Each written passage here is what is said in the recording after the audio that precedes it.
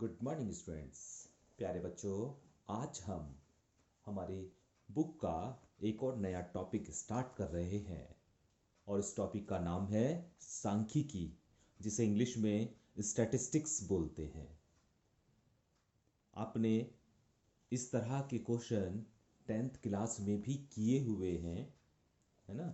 तो वहाँ से आपको काफ़ी सहायता मिल जाएगी यदि आपकी 10th क्लास में जो स्टैटिस्टिक्स थी, केंद्रीय प्रवृत्ति की मापे, अगर आपने ध्यान से किया होगा तो यहाँ पर उससे आपको काफ़ी हेल्प मिलेगी। यहाँ पर भी इस एक्सरसाइज में, इस चैप्टर में बहुत सारे मेथड आपको करने को देख मिलेंगे।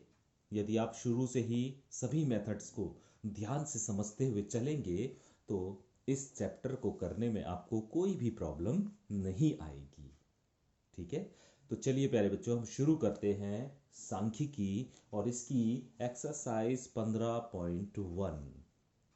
ठीक है, और इसका मैंने क्वेश्चन नंबर 1 लिया है क्योंकि क्वेश्चन नंबर 1 और क्वेश्चन नंबर 2 बिल्कुल एक से हैं। और ये कहा है क्वेश्चन नंबर 1 में कि माध्य के सापेक्ष, माध्य का मतलब यहाँ पर समांतर माध्य से है प्यारे बच्चों, समांतर माध्य की सहायता से, समांतर माध्य की सहायता से माध्य विचलन ज्ञात कीजिए।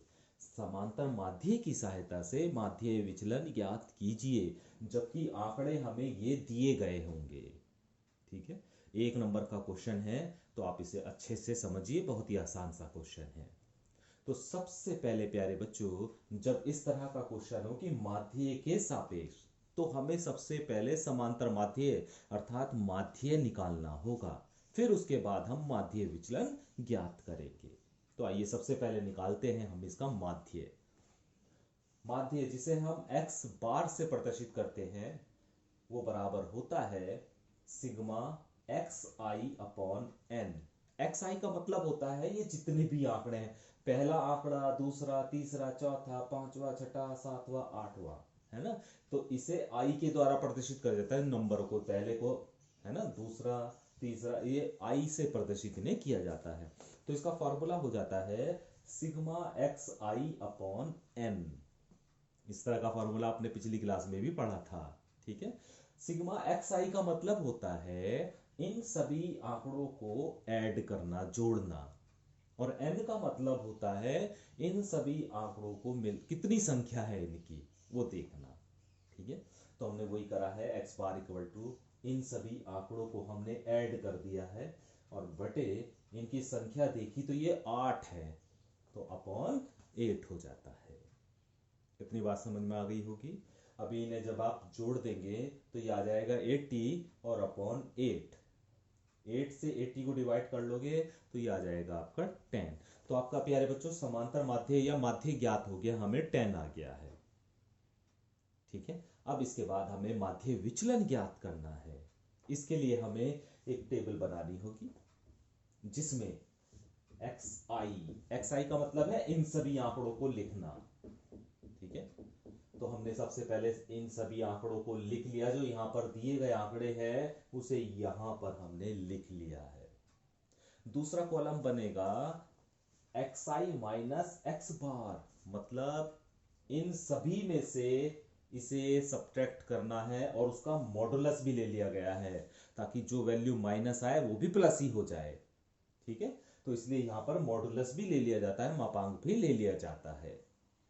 तो पहले कॉलम में एक्स आई लिखेंगे सारे, और दूसरे कॉलम में इन पदों में से 10 को घटाकर जो भी आएगा वो लिखा जाएगा, जिसे हम लिखेंगे एक्स आई माइनस एक्स बार का मापांक।